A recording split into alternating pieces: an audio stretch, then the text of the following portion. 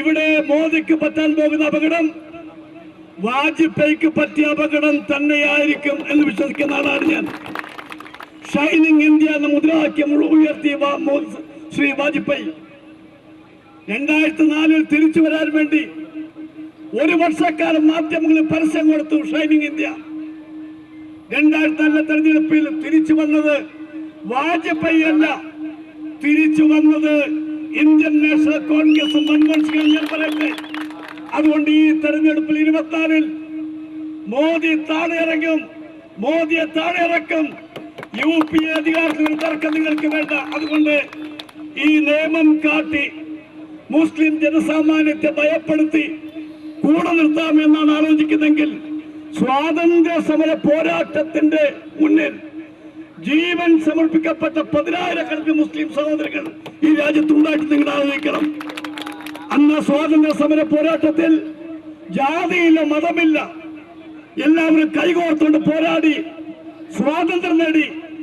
എന്നാൽ ഇന്ന് ഒരു വിഭാഗത്തെ മാറ്റി നിർത്തിക്കൊണ്ട് അധികാരം അടിച്ചേൽപ്പിക്കാൻ മോദി ശ്രമിച്ചാൽ ഇന്ത്യ രാജ്യമാണ്, എക്സ്പയറി ഇല്ലാത്ത ഒന്നുമില്ല എന്ന കാര്യം മോദിയും അമിത്ഷായും ആലോചിക്കണം പറയാൻ ആഗ്രഹിക്കുകയാണ്. അതുകൊണ്ട് അവസാനത്തെ ഹിന്ദുക്കൾ മരിക്കുന്നത് വരെ ഈ പോരാട്ടം ഏറ്റെടുക്കും.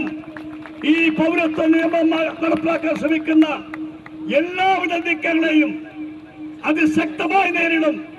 അതുകൊണ്ട് ഒരു കാര്യം ഞാൻ നിങ്ങളോട് പറയുന്നു, ഇന്ത്യ രാജ്യത്ത് കോൺഗ്രസ് മത്സരിക്കുന്നത് 360 സീറ്റുകളാണ്. നിങ്ങൾ ആലോചിക്കണം, CPM മത്സരിക്കുന്നത് 30-ൽ താഴെ സീറ്റാണ്. നിങ്ങൾ ആലോചിക്കണം, ഈ 30-ൽ താഴെ മത്സരിക്കുന്നവർക്ക് ഇന്ത്യ ഭരിക്കാൻ സാധിക്കുമോ? ഒരിക്കലും കഴിയില്ല. നിങ്ങൾ ആലോചിക്കേണ്ടത്, അങ്ങനെയുള്ള ഒരു പാർട്ടി കഴിഞ്ഞ കാലങ്ങളിൽ കേരളത്തിൽ ഇവിടെ പൗരത്വ നിയമത്തിനെതിരെ പോരാട്ടം നടത്തിയവർക്കെതിരെ കേസെടുത്തു. എന്താ കേസിന്റെ അവസ്ഥ? 816 കേസുകൾ എടുത്തു. പിൻവലിച്ചതോ 117 കേസുകൾ മാത്രം. ഞാൻ ചോദിക്കട്ടെ, കേരളത്തിൽ നടപ്പിലാക്കാൻ അനുവദിക്കില്ലെന്ന് മുഖ്യമന്ത്രി പറയുന്നു. ഞാൻ പറയട്ടെ മുഖ്യമന്ത്രിയോട്, അങ്ങേക്ക് ഈ പറയുന്ന കാര്യങ്ങളുടെ ആത്മാർത്ഥത ഉണ്ടെങ്കിൽ അങ്ങ് ആദ്യം ചെയ്യേണ്ടത് എടുത്ത കേസ് പിൻവലിക്കും മുഖ്യമന്ത്രി.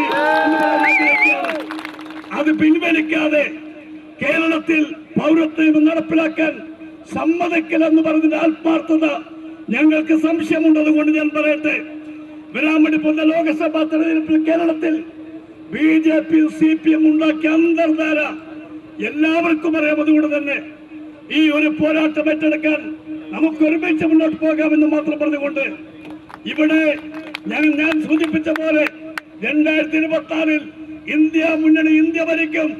ഈ നിയമം അറബിക്കടലിന്റെ ആഴത്തിൽ ഞങ്ങൾ താഴ്ത്തിക്കെട്ടും എന്ന് മാത്രം പറയാൻ ആഗ്രഹിക്കുന്നു.